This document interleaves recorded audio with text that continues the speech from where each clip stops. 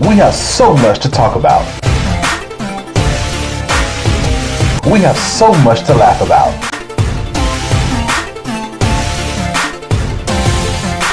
All here on Finkley.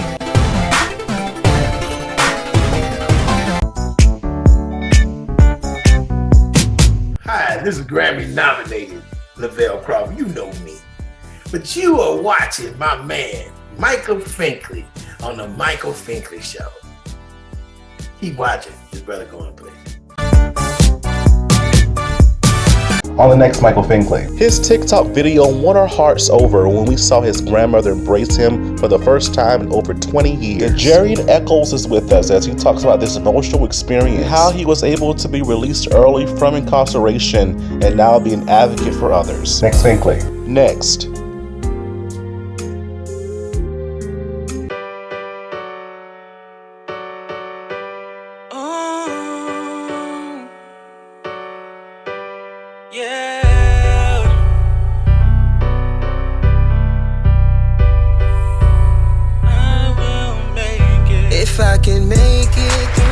Hello everybody, welcome to the Michael Finkley Show. Thanks for joining us today. Now y'all, I wake up every morning and I roll out of bed and I get on my knees and I start praying. And this morning when I was praying, I was just thanking God about how I'm so thankful of things that we forget to think about, like breathing, brushing our teeth, driving to work, or, talking to people, because many people today can't do those things that we call, quote unquote, simple. I always tell people that the hardest part of any day is waking up. If you don't wake up, something's wrong. But if you do, everything else in your day, that's the easy part. So be thankful of those things. Be thankful of breathing. Be thankful that we have activities of our limbs. Be thankful that we have eyesight. 20/20 for some of us. Be thankful, be thankful, be thankful. Our guest today, as throughout this week, they're talking about their time incarcerated. And our guest today is no different. He talks about his time incarcerated and how he survived, and now how he's thankful of his early release, and also how the injustice of it all happened between his story and how he got all that time in prison first of all. Yes, I'm talking about Dejarion Echols, and I call him DJ, and he is with us to tell us everything, how it all went down.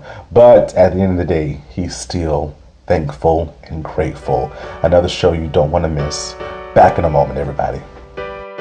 Coming up, DJ is with us. Don't you go away. Back in a moment. Hi, Barty Toto here, known for the Power of Asking book, Kids for Gratitude, Barty Toto Media, and Disrupt Your Brand podcast. You are watching the Michael Finkley Show. On an all-new Michael Finkley, Anthony Walker is with us as he talks about his time being incarcerated, and he talks about his brand new book, Withheld Ambition. Next Finkley. Friday. Hello everybody, it's Finkley from the Finkley Experience. We're an educational consulting firm that specializes in first-generation education. So we assist students with their college and career endeavors. We train school administrators on the state of first-generation students. And also, we partner with colleges and universities to assist their first-generation population for easy transition from high school to college. So if you're looking for a presenter or a speaker that presents on these topics and so much more, visit our website at thefinkleyexperience.com and learn about all that we do. We're looking forward to working with you.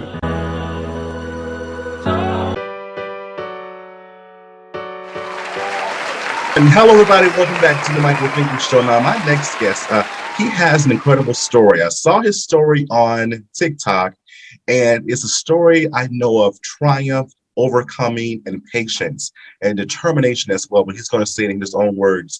Introducing Dejarion Echols. DJ, thank you for being with us today. The pleasure's all mine. Thanks for having me, sir. You are very, very welcome. Like I said, on these TikTok streets, and your story was so inspirational. I'm so glad that you reached out. I reached out to you and you said, yes, I would like to tell my story. So within all that you've been through, within your journey, within your experiences, in your opinion, is life fair? Absolutely. I'm a firm believer in God. And with that being the case, his will, reigns supreme. So when you talk about fairness overall in the grand scheme of things, equity will be served whether in this life or in the hereafter. So I believe in that case, absolutely life is fair. But if you're speaking with regards to do we have systemic oppression and things of that nature that are unfair in their presentation, then absolutely as well, because I participated willingly because of my mistakes that I chose to make in a system of oppression with regards to the criminal justice system. The laws are targeted disproportionately towards minorities. The crack cocaine ratio is something that has to be amended, that affects disproportionately minorities. So yes, with regards to fairness or unfairness as it pertains to systemic institutions, yes, it is unfair, but I believe it's fair on the other hand, overall, when you talk about the will of God. So that's a very nuanced question. And so you got to cut it both ways. We depend on what your topic is when you're talking about it. So let's talk about the story. I know viewers are like, "What's the story?" Let's talk about the story that led you to where you are today, to the events that led you to being arrested and in prison. So how did it all start? Where did it start, DJ? Well, I was the typical young male in America. Early on, I had my daughter at a young age, at 16. But prior to that, I was involved heavily in athletics. I was good at it, 5-star recruit, things of that nature. But being that I had the responsibility of raising my daughter, that took precedent over sports. So I quit playing sports, got jobs of many nature. At the time it was Chick-fil-A, Burger King, jobs of that variety, just to be of assistance to my daughter. And being that I was so good in sports, as the years progressed, I had individuals who I were teammates with who went on to play college ball, and they knew how good I was. So when the opportunity arose for me to be able to play ball at the colleges that one of my friends went to, he called me up. He's like, "Hey, man, I spoke with the coach. They're doing tryouts. I told him how good of an athlete you were. You can come on down." So at this point, I, had done enough. No, not enough, but I was present in my daughter's life financially. So I took the chance to be able to go to school to, further my education, to provide even more. So I went down to Texas College, made the team, tryouts, and mind you, it had been years since I played sports, but the talent was there. The coaches saw that, and they gave me the opportunity to walk on, and I got a partial scholarship. But partial being the key word, and me not understanding the nature of college. You first generation going to college? First generation, right? It was a partial scholarship, but I needed, school started in I believe 2 or 3 weeks at the time later, and I needed the extra funds to actually receive the scholarship, the remaining half or whatever, I forget the exact percentage. So I made the faithful decision to go back home and say, you know what, and mind you, I never sold drugs in my life, but I grew up in an environment where they were prevalent and present. So did you see it as quick money? Quick money, exactly. Okay. Exactly. I tried to turn a negative into a positive. So I was like, let me just go back. I can make a few bucks real quick, bring the rest of that money, have my tuition, and life goes on. But unfortunately, that wasn't the case. I did go back, involve myself in the drug trade, and I got caught up short time thereafter and received a 240-month sentence, which was, I received 120 months for drug possession and 120-month sentence for gun possession, totaling 20 years. Was that, looking at the evidence, I was reading different articles and different things that you've done and talking about it. Was that fair with what you had, 20 years? Was that fair? Was it a fair sentence? No, it wasn't. And the reason why I say that is because, first and foremost, I want it to be understood that I'm all about accountability. I believe that I should have been punished because I made the faithful decision to involve myself in something that was bigger than me, something that had an adverse effect upon those who were using and in my community. So I deserve to be punished, but a 20-year sentence was extravagant. It was extreme in nature, and it had inequality written all on it. When you look at the racial components of our laws and how they're enacted, it becomes obvious that it's unfair. So not at all was it fair. And it was one of those things that over the years of my incarceration, I got in touch with different organizations, FAM being primary, Families Against Mandatory Minimums. And they advocate on behalf of individuals such as myself who were first-time nonviolent offenders who have been in trouble with the law and got these exorbitant sentences. So their mission has become my mission in eradicating these unjust sentences and just doing our part to be a voice to the voiceless. Yeah. So, and going back with your sentence of 20 years, compared to what you had, right, with the gun possession and the drug, the small amount of drugs that you had on you, what should have been your sentence in learning about this when you actually were in prison? Okay, well, at the time of my sentencing, it was a 100 to 1 ratio. 100 grams of powder was equivalent to 1 gram of crack cocaine. Mm-hmm. So anyone who got caught with the same amount of powder that I got caught with as crack, they would have received a 5-year sentence, right? Mm-hmm. And then when you talk about the gun, I got charged with possession of a firearm in furtherance of a drug trafficking crime. But mind you, the gun had no, bullets or anything, and the gun wasn't on my person. It was at home under the bed, and it was never intended for, personal use. It was really just a souvenir. You know what I mean? But because they found drugs, they used the gun as leverage to get me to cooperate. And when I chose not to, they said, well, this can give you an extra 10-year sentence if you choose not to. So it was more so a power play on their part.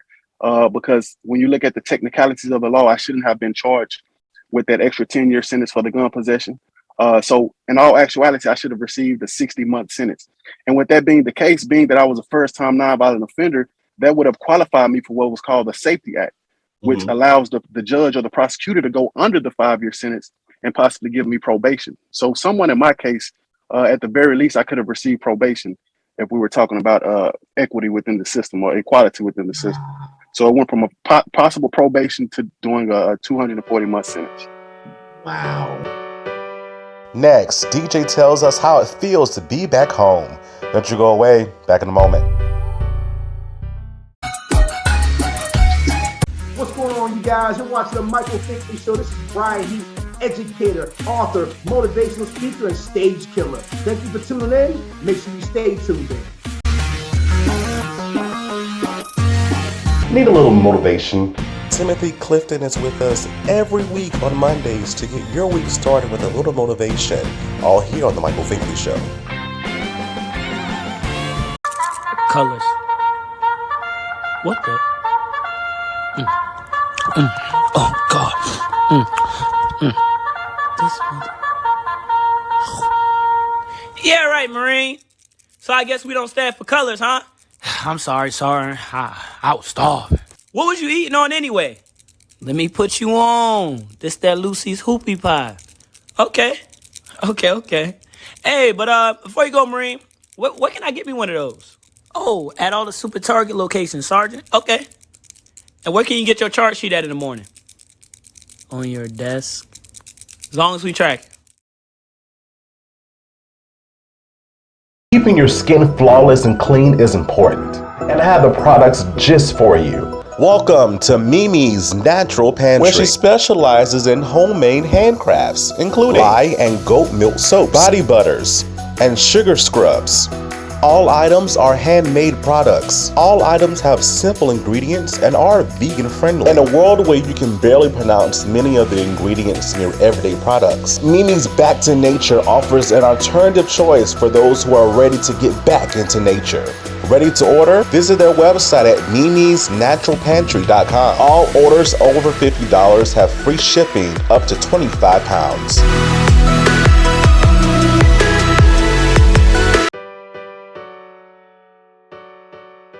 Granny didn't know he was released after 16 years of prison. Oh, no! Oh, my God!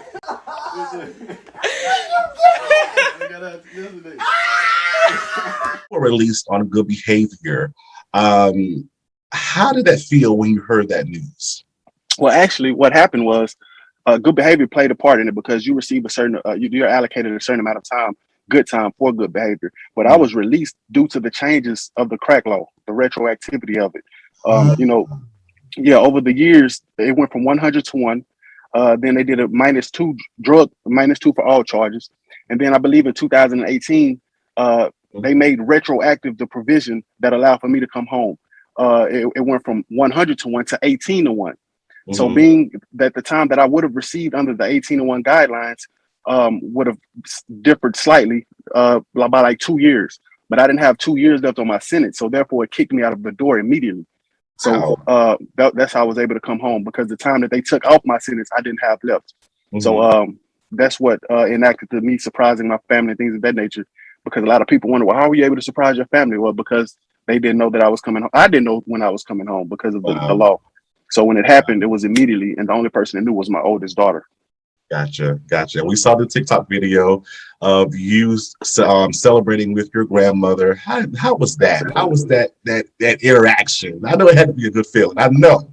Listen, man, it's an ineffable joy. Like, words really can't articulate the beauty of such moments, because every day of incarceration, every day, literally, you're saying, I can't wait to go home. Like, it's not a day that goes by where you're not envisioning those moments.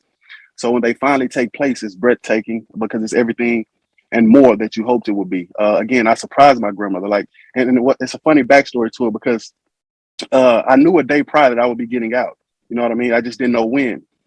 So I had the conversation with, like, Granny, I need some of those good old greens when I come home, and I can't wait to taste them. And she's like, baby, don't trip. I'm gonna have some wait for you. I'm like, man, just cook me some tomorrow and just mail them to me in the mail. She's like, as a matter of fact, I'm cooking some anyway. So I like, well, I sure wish I could get some. So when me and my daughter walked through the door, she walked in first. And she said, Granny, I smell them greens. She said, I know. I just finished talking to your daddy early, and he was talking about mailing them some. And I came around the corner, and as you can see on the video, she was in utter shock. Like, she couldn't believe it was me. And it just made my heart melt, man. It was a beautiful moment. Oh, I love it. Well, I know the greens were popping. The greens were popping, man. I waited 16 years for that bowl. You hear me? Amazing. And how are you coping back into society? What does that look like? You know what? Well, honestly, man, when I was incarcerated, I read a quote that was very profound and salient, and it resonated with me. It said, do every day as if tomorrow you will be released. And I held on to that, because what it did, it allowed me to not become institutionalized. It allowed me to not fall victim to the prison environment and hold on to my sanity in an insane situation. It allowed me to stay in tune with politics. It allowed me to stay in tune with current reality, so that when that moment of release did come, it would be a smooth transition. It would be as if, to me, the ultimate compliment is when I have conversations with people and I tell them that I was incarcerated for 16 years and they don't believe it, because it proves to myself that I didn't become of prison. You know what I mean? So the transition has been smooth. It hasn't been any problems. I was blessed enough to have family support over the years. So it wasn't like I'm trying to mend relationships and the awkward silences and things of that nature when I'm around family, because I talk to my family every day. So there hasn't been, with regards to that type of transition, there hasn't been any difficulties attached to it. It's just been a smooth, it's as if I went to the store and got caught in a long line, and I'm finally home now. Yeah. Welcome back, bro. Thank you, sir. Back. How are you being an advocate towards persons that may have been in similar situations as you? Well, again, I mentioned earlier, I alluded to Families Against Mandatory Minimums and the relationship that we developed over the years, them advocating on my behalf. So when I came home, it was only natural that relationship continued. And as a result of that, they flew me out to DC. I was able to speak before Congress and the Senate, absolutely, about the need for criminal justice reform. God willing, in February, at the end of February, I'll be going to the White House and also speaking to the Justice Department, again, with regards to criminal justice reform. It's a never-ending struggle, never-ending fight. I just continue to be a voice for the voiceless. Then I have my own organization, Old Prisoner, New Purpose, and where I just seek to, give sound advice to individuals who may find themselves having to deal with the criminal justice system and not knowing what to expect with regards to doing time, or just, the prerequisites of going to trial and things of that nature, just offering them sound advice. So yeah, I just try to be a voice for the voiceless and pay it forward, man, because, I'm a firm believer that tears are meant to be shared. You know what I mean? My story and me sharing my story could help someone who may be going through that same situation. Definitely. And I must ask this question, bro. Are you going back to school? You know what? I'm thinking about it. I would like to go back to school with regards to business management. You know what I mean? Like right now, I'm a barber by trade. But there's so many opportunities. That's one thing that's changed over the years since I've been incarcerated, was the access to information. Like, we live in the information era. So that allows you to, involve yourself in a lot of things, whatever it is that you choose to. And being that I'm business-minded, business-oriented, I've been thinking about going back to school for business management and things of that nature, so I can just have a better understanding of business overall. Gotcha. It won't hurt. It can only help. No doubt. Definitely. How can our viewers continue to follow your journey on social media? Well, I have a TikTok, which you saw me on, which is Old Prisoner New Purpose. That's the tag on that. It's also the same on Instagram, Old Prisoner New Purpose. And my Facebook is Najm Ad-Deen, NajmAddeen. And on those platforms, you know, you can follow me and stay in tune with whatever it is I have going on with regards to criminal justice reform and just my personal life. All right, you heard it here. Thank you so much, DJ, for being with us and telling us your story in your words. Again, bro, welcome back. Welcome. I appreciate you. Thank you for having me. You're very welcome. Don't you go away, y'all. Back in a moment. Okay.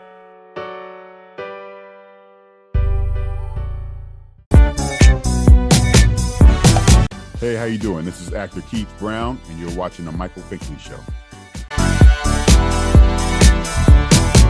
School districts, organizations, nonprofits, are you in search of a new promotional products company? Seegers Promotional Products is a Black-owned national company with over 780,000 products to choose from. Compared to other promotional products companies, they have the lowest prices in the industry. From pens, bags, shirts, they got you covered. They always remember that you are the customer and you come first. They always promise fast production and also fast delivery. With Seegers Promotional Products Company, you truly have the best. Check out their website at seegerspromotions.com and also on Facebook and LinkedIn. And tell them Finkley sent you. On an all-new Michael Finkley, Anthony Walker is with us as he talks about his time being incarcerated. And he talks about his brand new book, Withheld Ambition. Next Finkley. Friday.